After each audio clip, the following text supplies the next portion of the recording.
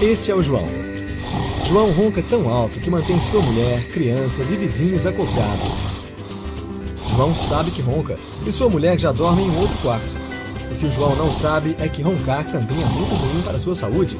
Quando o João ronca, suas vias aéreas são parcialmente bloqueadas, restringindo o volume de oxigênio que ele respira.